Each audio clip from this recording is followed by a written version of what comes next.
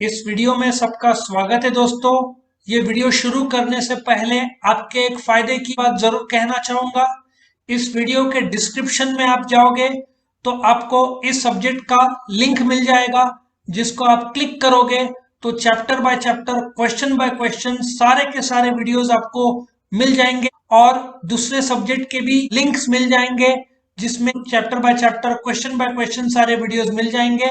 और एक और आपको आइडिया देता हूं, मेरे चैनल को आप क्लिक करोगे तो मेरे चैनल के प्लेलिस्ट पे जाओगे तो आपको 20 के ऊपर सब्जेक्ट्स के लिंक मिलेंगे। बस आपको क्लिक करना है, जो सब्जेक्ट आपको के वीडियो चाहिए, बस आपको chapter by chapter, question by question सारे वीडियोस मिल जाएंगे। तो चैनल को जरूर सब्सक्राइब करो ताकि आपको हर रोज जो हम अपडेट करते वीडियोस वो मिलते रहें। तो हम शुरू करते हैं इस क्वेश्चन का वीडियो अभी। सबसे पहला जो कोऑपरेटिव सोसाइटी है उसको कंज्यूमर्स कोऑपरेटिव्स बोलेंगे। कंज्यूमर्स कोऑपरेटिव्स वो कोऑपरेटिव है, सबसे पहले तो ये समझो कि जैसे किराना का जो वस्तु है ये लोग रखते हैं, और मद्रास प्रोविंस में 1903 में सबसे पहला शुरू हुआ था। फिर कंज्यूमर को रिटेल शॉप से, मॉल से, ये सब जगह से महंगा मिलता था। तो इन लोगों ने क्या किया, कुछ कंज्यूमर्स ने मिलकर, क्योंकि 10 लोग मिलकर शुरू कर सकते हैं, तो इन लोगों ने वो पैसा कंट्रीब्यूट किया, होलसेलर से एक साथ खरीदा और सस्ते में आपस में बांट लिया। अभी भी जो पंचवटी का फ्रूट मार्केट है, सुना है तुमने? मसरूल के इधर कुछ तो फ्रूट मार्केट है, आरटीओ के उधर, सुना है? वेजिटेबल और फ्रूट मार्केट पंचवटी के आगे है, हाँ सुना सर। है? तो क्या होता है, मेरे पहचान के कुछ लोग हैं, वो लोग साथ में जाते लेने, 4-5 जन, क्योंकि एक साथ बास्केट में 30-30, 40-40 लेना पड़ेगा। उसके बजाय 5 लोग ले तो आधा आधा डजन शेयर कर सकते हैं, तो वैसे जाकर सस्ता पड़ता है, होलसेल में मिलता है। तो कंज्यूमर कोऑपरेटिव सोसाइटी का भी वही लॉजिक है। ये लोग सस्ते में लेते थे होलसेलर से और सस्ते दाम में आपस में बेच देते थे एक दूसरे को। एग्जाम्पल, अपना बाजार। पहला पॉइंट सबको समझ में आया, यस और नो? Yes sir. दूसरा, मार्केटिंग कोऑपरेटिव। इसका तो सबसे फेवरेट एग्जांपल या फेमस एग्जांपल अमूल ही है। अमूल इतना सक्सेसफुल कैसे हुआ कि वो लोग क्या करते थे, कोऑपरेटिव के रूप में शुरू हुआ। जो गुजरात में लाखों फार्मर्स है, सबसे, जिनके पास एक गाय, दो गाय, सबसे एक एक, दो दो लीटर का दूध वो लोग लेते थे, फिर अपने फैक्ट्री में बना के बेचते थे। आज वो कम से कम 20,000 करोड़ की कंपनी बन गई है साल का टर्नओवर। सो ये लोग मेन मार्केटिंग का काम करते हैं। प्रोड्यूसर्स और मैन्युफैक्चरर क्या करते हैं, बीच के दलाल को उड़ा देते हैं। तुम देखो, अमूल का कंपनी बनाता है और डिस्ट्रीब्यूटर डायरेक्टली अमूल शॉप में देता है। सो मिडिलमैन बहुत कम है।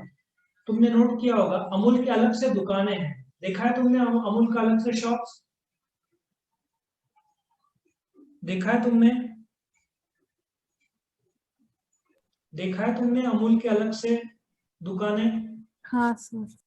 क्योंकि ये लोग क्या करते हैं, कंपनी और फिर नासिक का डिस्ट्रीब्यूटर, अमूल शॉप और डायरेक्टली कस्टमर, ऐसे मिडिलमैन बहुत कम कर दिए हैं। तो इससे क्या होता है, ये लोग मार्जिन, सेलिंग प्राइस कम रख सकते हैं। तो इसलिए अमूल बहुत लोग भरोसा करते हैं, और अनडिस्प्यूटेड नंबर 1 है अमूल, ठीक है ना, मिल्क प्रोडक्ट्स में। दूसरा, रिसोर्स सोसाइटी। ये क्या करते हैं, मेंबर्स से, मेंबर्स को जो रिसोर्सेज लगता है, क्रेडिट, गुड या सर्विसेज जो लगता है मेंबर्स को, जैसे तुमने रिसोर्स सोसाइटी बनाया, तुमको कुछ तो अ, वस्तु लग रहा है, उधारी में लग रहा है, या तुमको कोई फार्मिंग के लिए कुछ टूल्स लग रहा है, तो रिसोर्स सोसाइटी तुमको वो ला कर देती है, सस्ते में रेंट पे देती है या बेचती है, ठीक है ना। सो मेंबर के लिए उधारी में ये संस्था लेके देती है रिसोर्स। क्योंकि कैसे ना, हमारे लिए रिसोर्स क्या है, लैपटॉप, मोबाइल, ये सब रिसोर्स है। तो मेंबर्स के लिए अलग अलग रिसोर्स रहते हैं। फार्मर्स के रिसोर्सेज क्या रहेंगे, ट्रैक्टर रहेगा, सीड्स रहेगा, इरिगेशन फैसिलिटीज रहेगा, तो ये सब उनको ये प्रोवाइड करती है, ठीक है, रिसोर्स सोसाइटी। उसके बाद चौथा, क्रेडिट कोऑपरेटिव्स। क्रेडिट कोऑपरेटिव्स में सबसे बेस्ट एग्जांपल सारस्वत बैंक है। जैसे मैंने बताया, 10 लोग मिलकर शुरू करते हैं, सब लोग अपना पैसा जमा करते हैं, शेयर कैपिटल में पैसा जमा होता है। फिर जिस मेंबर को कर्जा चाहिए जमा हुआ ₹1,00,000, किसी को 40,000 का कर्जा चाहिए, उसको 40,000 का कर्जा देती है, उससे ब्याज लेती है, और वो ब्याज से खर्चा निकाल के जो प्रॉफिट हुआ है उसमें से 15% डिविडेंड बांटती है। तो क्रेडिट कोऑपरेटिव्स जैसे मैंने बताया था तुमको, Saraswat bank is the best example. Nashik में एक और है बिजनेस बैंक, वो भी एग्जाम्पल है। फार्मिंग कोऑपरेटिव छोटे छोटे फार्मर्स के लिए बनाया गया है। मैं इधर गया था कोल्हापुर, कोई गया तुम लोग में से कभी? तुम लोग कभी कोल्हापुर गए हो? नहीं। कोल्हापुर जाओगे ना, तुमको दुनिया भर के तुमको अ, दुनिया भर के शुगर केन के फार्म्स मिल जाएंगे, छोटे छोटे फार्म्स मिल जाएंगे। तो ये लोग क्या करते हैं फार्मिंग कोऑपरेटिव्स, कि एक एक एकड़ के 10 फार्मर्स हैं, उसके बजाय 10 अलग अलग फार्मर्स अलग अलग जमीन के बजाय सबको कंबाइन कर देते हैं, और जो भी आउटपुट आता है सब एक कर देते हैं, और साथ में बेचेंगे तो अच्छा नफा होता है। तो फार्मिंग कोऑपरेटिव्स छोटे छोटे फार्मर्स मतलब सब अपने ताकत एक कर देते हैं, इससे खर्चा भी बचता है। तुमको 10 ट्रैक्टर की जरूरत नहीं पड़ेगी, एक ट्रैक्टर से काम हो जाएगा। मेन तो आउटपुट जो होता है फार्मिंग का, वो आउटपुट एक जगह पे लाकर बेचते हैं तो दाम अच्छा मिलता है। समझ में आया तुमको फार्मिंग कोऑपरेटिव्स? हाँ sir. Next is crop protection society. Basically ये लोग तो क्रॉप को प्रोटेक्ट करने के लिए मशीनरी, इम्प्लीमेंट जो भी है, क्रॉप को प्रोटेक्ट करने के लिए जो सामग्री लगता है, वो उसके लिए सोसाइटी बनाया गया है। उसके लिए हो सकता है तार कंपाउंड हो, मशीनरीज हो, ये सब उसका काम करते हैं। फिर next is producers cooperative society. ये लोग क्या करते हैं, जैसे हैंडलूम ओनर्स है, अभी तुम रॉ मटेरियल अलग अलग जगह से खरीदोगे, ठीक है, तो तुम अलग अलग जगह से खरीदोगे तो दाम ज्यादा पड़ेगा, लोग अलग अलग दाम से मंगाएंगे। तो क्या करते हैं, ये लोग सब एक हो जाते हैं और एक साथ बल्क में बाय करते हैं और फिर बल्क में सेल करते हैं, तो इनका कॉस्ट कम हो जाता है। मतलब मिडिलमैन क्या होता है एग्रीकल्चर में, जो काकड़ी है, काकड़ी जैसी वस्तु जो 15 रुपया या 10 या 15 रुपया पाव बिकता है, ठीक है, वो कोई भी नॉर्मल शेतकरी में नासिक के इधर आराम से इगतपुरी साइड उगता है। तो क्या होता है मार्केट तक पहुंचते पहुंचते फार्मर के बाद बहुत सारे दलाल एजेंट्स रहते हैं, होलसेलर, रिटेलर्स, ब्रोकर्स। तो जो फार्मर काकड़ी 1 या 2 रुपए किलो बेचता होगा, मार्केट में आते आते वो 10 रुपया बन जाता है, 10 टाइम्स रेट बढ़ता है। तो बेस्ट तरीका है मिडिलमैन को आउट कर दो, तुम खुद ही सब करो, ठीक है ना, तो उसको प्रोड्यूसर्स कोऑपरेटिव बोलेंगे। हाउसिंग कोऑपरेटिव क्या होता है, जैसे कि आजकल बड़े बड़े बिल्डिंग्स होते हैं, बड़े बड़े बिल्डिंग्स में मैंने तुमको ऑलरेडी बताया 10 फ्लैट के ऊपर रहे तो वो लोग कोऑपरेटिव बना देता है। तो तुमको फ्लैट खरीदना है तो नो ऑब्जेक्शन सर्टिफिकेट लगेगा, तो कोई भी मेंटेनेंस ने नहीं भरा तो उसको प्रॉब्लम होगी, क्योंकि कोऑपरेटिव सोसाइटी उसके विरुद्ध लीगल एक्शन ले सकता है, ठीक है। Next is processing society.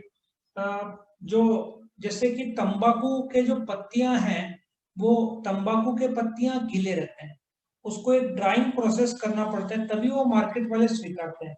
तो ऐसे ऐसे जो प्रोसेसिंग वाले कंपनीज है, वो लोग जो मिलकर अपना कोऑपरेटिव सोसाइटी बनाते हैं उसको प्रोसेसिंग सोसाइटी बोलते हैं। और इरिगेशन के लिए जो पानी का सप्लाई लगता है उसमें जो मेंबर्स एक होते हैं उसको लिफ्ट इरिगेशन सोसाइटी बोलते हैं। क्या सबको समझ में आया 10 के 10 पॉइंट्स? यस और नो? यस और नो? Yes sir. अब मैं तुमको एक आइडिया बताता हूँ। तुम कभी सीसीडी गए हो, कैफे कॉफी डे? कभी गए हो सीसीडी या कोई भी कॉफी पार्लर या कॉफी शॉप? हाँ सर। सीसीडी गए खास करके? बोलो हाँ या ना, बोलो। हाँ तो अभी एक स्टोरी मैंने बनाया है, तुमको स्टोरी जैसे मैं 10वें पॉइंट में आऊंगा तुमको स्टोरी पूरे तरीके से याद रहेगी। ये स्टोरी ऐसे वर्क करती है।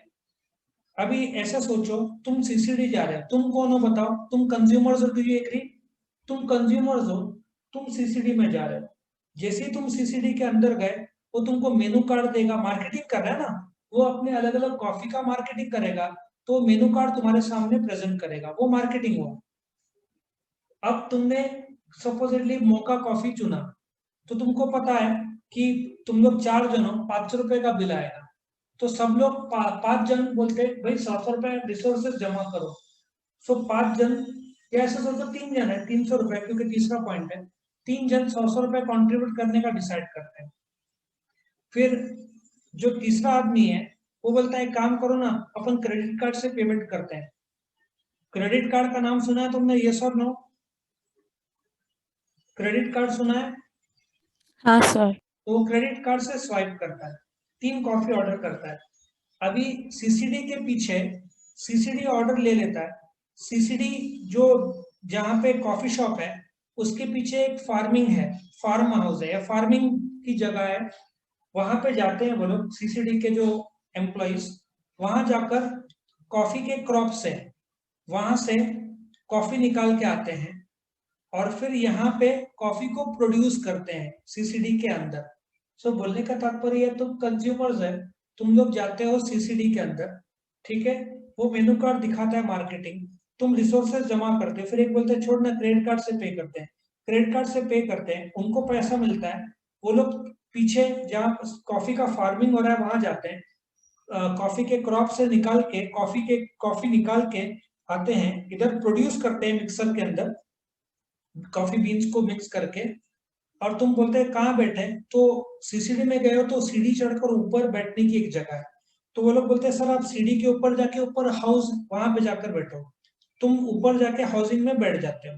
फिर वेटर जो रहता है वो लेके कॉफी नीचे से ऊपर लेकर आता है, उसके पास एक चम्मच रहता है प्रोसेस करने के लिए, मिक्स करने के लिए रहता है ना चम्मच, शक्कर और वो डाल के मिक्स करते हैं, तो वो प्रोसेस करके देता है, तुम कॉफी पी लेते हो और फिर तुम लिफ्ट से नीचे आते हो। स्टोरी समझ में आई, यस और नो? स्टोरी समझ में आई, यस और नो? Yes sir. वापिस से एक बार, तुम कंज्यूमर हो, तुम सीसीडी जाते हो, वो मेनू कार्ड देते हैं मार्केटिंग के लिए, तुम रिसोर्स कंट्रीब्यूट करते हो, फिर बोलते जाने दो क्रेडिट कार्ड से पे करते हैं, तुम पे करते हो, पीछे सीसीडी के पीछे फार्मिंग हो रहा है कॉफी का, वहां पे क्रॉप्स है कॉफी के, वो क्रॉप से लेकर आते हैं, ये लोग कॉफी इधर प्रोड्यूस करते हैं, तुम बैठने के लिए ऊपर जाते हो, हाउसिंग ऊपर है तुम्हारा, वो लेकर आता है, मिक्स करता है, प्रोसेस करता है कॉफी को, शक्कर सब मिक्स कर करता है, तुम कॉफी पी लेते हो और लिफ्ट से नीचे आते हो, लिफ्ट इरिगेशन। तुम फटाफट इसके पॉइंट्स लिखो। वीडियो पसंद आया तो लाइक कीजिए, अपने फ्रेंड्स के साथ शेयर कीजिए, उनका भी फायदा हो, और चैनल को सब्सक्राइब कीजिए। Thank you.